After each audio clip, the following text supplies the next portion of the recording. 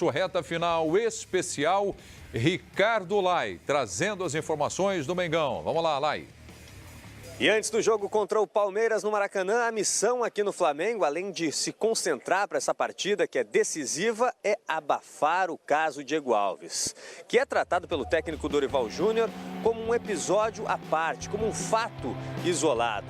O jogador não está garantido nem na lista de relacionados para ficar à disposição no banco de reservas. O titular é César.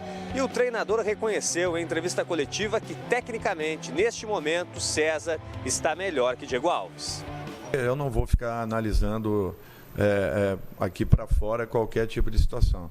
Eu acho que, desde que eu fiz uma opção por um profissional, é natural que eu considere que, de repente, nesse momento, independente do que pensem, né, muitas pessoas, e eu respeito a todos, mas eu tenho que tomar decisões, eu sou pago para isso, e eu tento fazê-lo da melhor forma possível, dentro da minha visão, dentro daquilo que eu esteja observando e da minha consciência.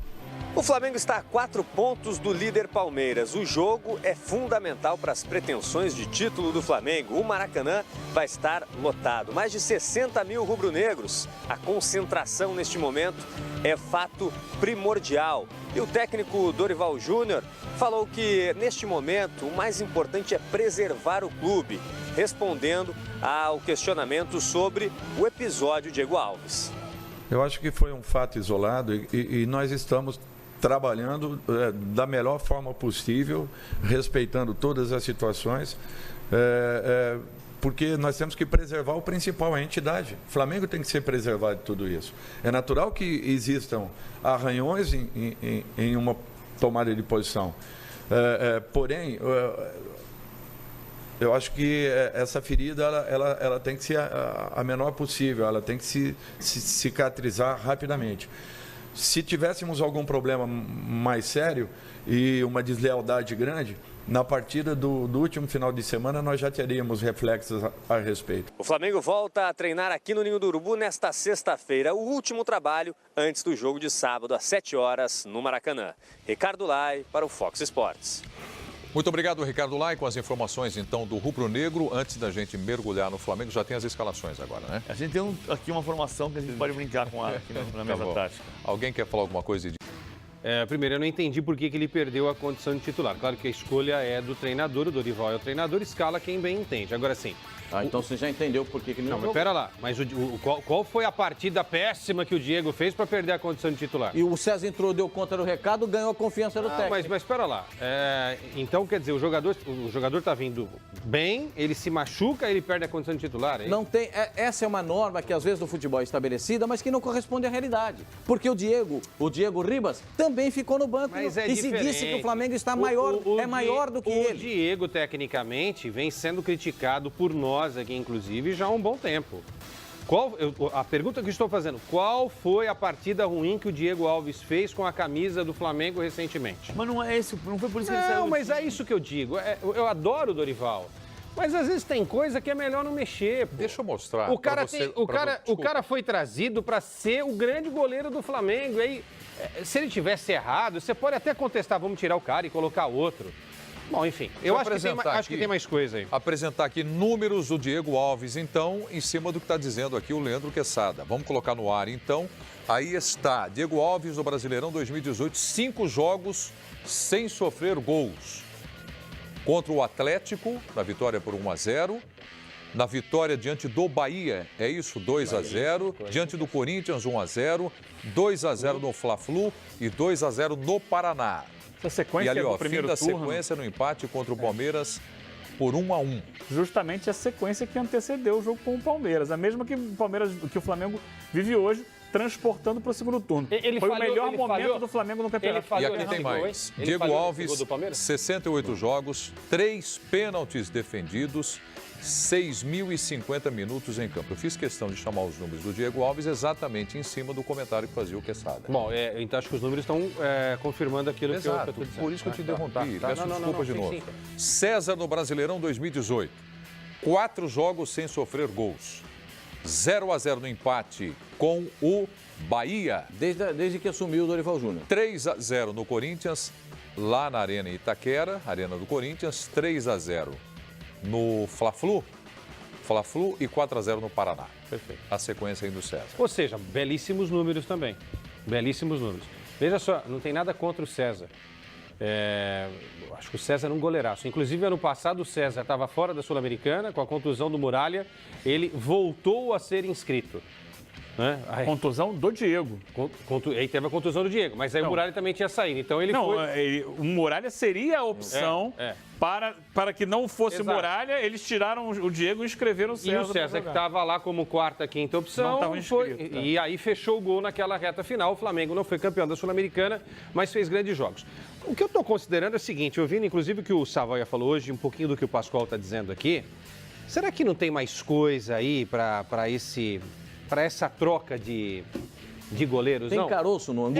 Que vai além da parte técnica? Pode ser. Às vezes estava esperando um momento ali e falar, já que teve essa contusão, ele ficou alguns jogos fora, não volta mais. Mas o Dorival chegou há pouco tempo. Mas veja só, às vezes a decisão o técnico tem uma decisão influenciada por tudo aquilo que se ouve dentro do elenco também. Sabe? Sim, eu ouvi o Pascoal, de um outro jeito, porque é a maneira como eu acredito. É a maneira como eu acredito. Não quer dizer que não vai acontecer nada na direção do que o Savoia disse, como, por exemplo, uma eventual transferência para o São Paulo no ano que vem. Não duvido de nada. Mas eu acho que a gente só tem um elemento concreto da informação que houve até aqui. E se a gente trabalhar exclusivamente com a informação, ele saiu do time porque ele estava machucado. E o César entrou e não sofreu gol. E quando voltou para o time, ele achou que ia voltar facinho. E não voltou. Então, concretamente, pode acontecer. Eu acho que o que eventualmente acontecer, na minha cabeça, com a informação que está disponível nesse momento, eu acho que o que ia acontecer eventualmente é a partir disso. E não antes disso. Porque eu estou dizendo que eu não tenho elemento para dizer que exista antes disso. Eu só estou conjecturando aqui, o PVC, porque a gente faz isso. Será que antes não teve nada? É porque está muito estranho. Porque assim, veja só, quem é o goleiro titular do Cruzeiro? Fábio. Ele se machuca, entra o outro goleiro que é muito bom. Quando ele está recuperado, quem que volta a ser titular? Quem é o titular do Corinthians? Cássio. Entra o Walter. Mas no ano passado deu Kizumba lá. Deu Kizumba que o Walter jogou, o Cássio reclamou. Aí que eu vou chegar. Aí o treinador de goleiro disse que ele não estava pronto. Você respondeu aí o que eu os queria. Cambal de Madureira. Aí você respondeu o que eu queria. Mas aí tem um motivo. Teve um problema do preparador com o goleiro titular. E no Palmeiras? No Palmeiras tem 3. Mas no Palmeiras está definido que são 3 gols. Ninguém é dono da vaga, é diferente. Não, o Everton é o titular do time hoje, mas ele não era 6 meses atrás. Então, mas é diferente. O Palmeiras o Palmeiras está fora de todas essas nossas análises. Estamos falando de 2 times. Toda hora você fala, tem o time B de Brasileiro e C de qual. O Palmeiras está fora dessa E o Everton foi titular dos mas dois. Eu acho que a questão dos goleiros, eu acho que dá para se colocar assim para discutir. O Fernando Praz era o goleiro titular, que perdeu a titularidade para o Jailson, perdeu a titularidade para o Everton. E os 3 estão trabalhando. Mas teve contusão, teve suspensão nesse Sim, né? E tem os 3 em boas condições trabalhando também. Agora os 3 estão disponíveis. O nome disso é em alto nível. Gestão de Exato. Isso. E tem os 3 trabalhando em alto nível também. Como você consegue, você comissão técnica, você direção do clube, treinador, chegar para um goleiro histórico do Palmeiras como o Fernando Praz e convencê-lo, olha, agora vai jogar o Jailson. Agora não é o Jailson, vai jogar o Everton. Jailson, você espera um pouco. O Everton, você foi contratado, tiramos você do Atlético Paranaense, mas você vai começar no banco 6 meses. Exatamente. Isso aí é relacionamento. E o outro ponto é o seguinte, o Diego Alves, que é um excelente goleiro, estava num momento em que uma parte da torcida e da imprensa discutia atuações dele, por exemplo, nos gols contra o Corinthians. O Jailson, quando saiu de vez do time para entrar o Everton... Jogou machucado. Tudo bem. Jogou machucado com o Corinthians. Mas estamos discutindo, muita gente... Eu não estou nem discutindo a atuação dele ali. Muita gente discutiu, antes inclusive desse jogo, bolas que ele não conseguiu alcançar. Aquela bola que quica na frente dele, passa por cima do gol. Então, tem o bola do River Plate, né? Então tem uma parte da torcida que questiona isso há um tempo. Que é muito semelhante com quando o Jailson perdeu a posição para o Everton. O Jailson, que é um excelente goleiro, com todo o mérito de ter sido campeão brasileiro como titular quando o Fernando Praz se machucou em 2016, sem tomar gol. O Jailson passou a sofrer alguns gols que parte da torcida e da imprensa discutiu. E é o caso do Diego Alves agora. Então, quando ele volta e você tem gente discutindo e o técnico entende que neste momento, porque na semana que vem pode ser diferente, você vai para o banco porque você ainda está se recuperando, vai treinar mais uma semana, você pode discutir, como disse o Eugênio, gestão de vaidades, administração de vaidades. Ô, Diego, vem cá, eu vou precisar de você muito semana que vem, mas nessa semana aqui eu vou deixar o César, porque eu acho que você ainda precisa de mais uma semana de treino. Preciso de você no banco. Se você não faz isso da maneira que correta, se entenda quem com foi, ele, né? quem foi conversar com o Diego quem foi conversar com o Diego foi o preparador de goleiros. Mas o ponto é que, independentemente de quem foi conversar, o papel do Diego Alves, que foi uma parte do campeonato de 2012 no Valência, reserva no campeonato espanhol do Guaita, ele vai fazer ser reserva do César uma semana, ou duas ou três. Acho que de tudo que você falou, a maior crítica é justamente nesse jogo contra a equipe do Corinthians. O do Ceará foi muito, lembro que o Eugênio lembrou. Mas no Corinthians é uma eliminação. Uma eliminação sempre tem um peso positivo para quem está classificado e negativo para quem está eliminado. Demissão da Copa do Brasil. Ele jogou machucado. Jogou então machucado. Você tem que avaliar. Ainda parou o jogo para botar a bandagem na perna. Foi isso que eu discuti hoje no expediente. Quando um jogador joga machucado, de quem é a responsabilidade? É do jogador, é do técnico, é do médico, é do fisioterapeuta. No caso do ex-técnico. Ok, mas que fazia parte dessa gestão, da atual gestão de futebol. Então, isso para mim é relevante, tem que se levar em conta. Tem que se levar em conta. Se o cara jogou machucado, pera lá, gente. Jogou machucado porque ele não é chinelinho. Porque ele quis jogar machucado para tentar ajudar o time. O senso de justiça, exatamente. Porque imagina, isso que eu estou dizendo. O Flamengo perder uma substituição naquele jogo decisivo, em que ele necessitaria provavelmente de mais atacantes no segundo tempo, trocando um goleiro. Então ele faz, olha, vou me sacrificar, vou correr o risco de repente, não estar bem numa bola, mas vamos tentar levar essa situação, porque o time precisa hoje mais de atacante do que de goleiro. E aí, quando perde, ele assume uma responsabilidade. E essa é uma coisa que a gente não sabe. Na hora ali, a decisão foi só de quem? Foi dele falar assim, não, eu tô bem, vou pro jogo, se amarrar aqui minha coxa, eu tô inteiro? Ou foi do técnico, pô, segura um pouquinho? Ou foi o médico, que poderia ter falado, não, sai, porque se chegar uma bola, você não vai chegar. Mas durante o jogo há uma troca de Isso foi no primeiro tempo, ainda foram pro intervalo. Ele voltou pro segundo tempo e o gol do Pedrinho foi todo mundo sabia. Todo mundo sabia. Mas aí você imagina, pô, o cara...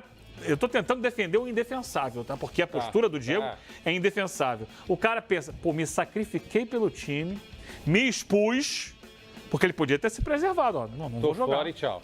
Me expus, o time foi eliminado, agora eu sou o culpado. É dessa forma que eu penso. Pessoal, vamos em frente. Sou contra o que ele fez, tá? Eu sou contra o que ele fez. Eu só perguntei se vocês queriam falar do Diego Alves e a gente não mudou de assunto ainda. Nós falamos muito. Não, mas está certo. Aliás, o programa já está nos acréscimos do primeiro tempo e ainda não saiu as escalações. Não saíram as escalações. Mas elas estão prontas aqui. Né? Eu estou pensando em ir para o intervalo. Ele colocou Daverson agora. Daverson na lateral direita. Daverson não joga. Temos as escalações ou não temos? Vamos lá. Temos. Então, são juntas ou separadas? Eles vão ver primeiro o Flamengo, Isso, depois que é o o mandante. Palmeiras, Isso. depois uma hipótese de como vai ser o jogo do Flamengo, depois uma hipótese de como vai ser o jogo do Palmeiras. Ótimo, então nós vamos começar com o Flamengo? Isso. Perfeitamente. Então vamos lá. Colocando no ar, então, a escalação do rubro-negro. Aperta o botão certo aí, PVC. Vamos lá. Aqui. César Parala, Duarte, Heber, René, Coelharo, Arão, Everton Ribeiro, Paquetá, Vitinho, Uribe, porque time que ganha não se mexe, é isso? Esse time do Palmeiras aqui é uma hipótese. Peraí. Ainda o Flamengo.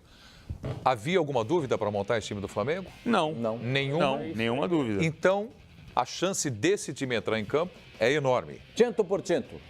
100%? A não ser que aconteça algo extraordinário até sábado, mas essa é a equipe. Do contrário, é essa equipe sem nenhuma dúvida. Aqui é que tem muito mais problema, né? Aqui a gente vai trabalhar com uma hipótese. Primeiro, aquele time que eu falei com o Jean.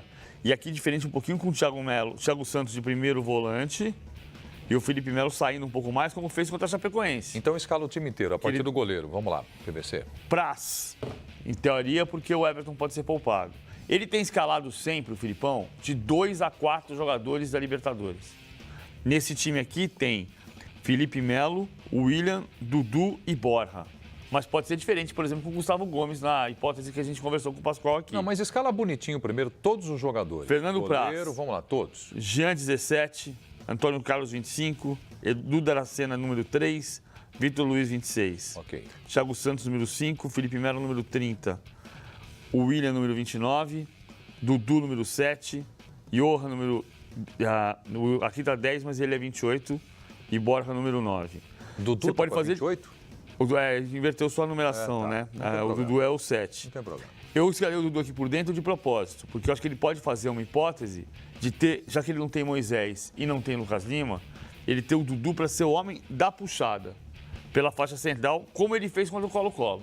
Uma pergunta Mas ele tem o Scarpa fundamental. e tem o Guerra para fazer essa função. Ele pode tirar o William e colocar o Scarpa, por exemplo. Essa escalação é sua, a melhor forma que você encontrou de escalar o Palmeiras, ou que você acha que o Filipão vai fazer?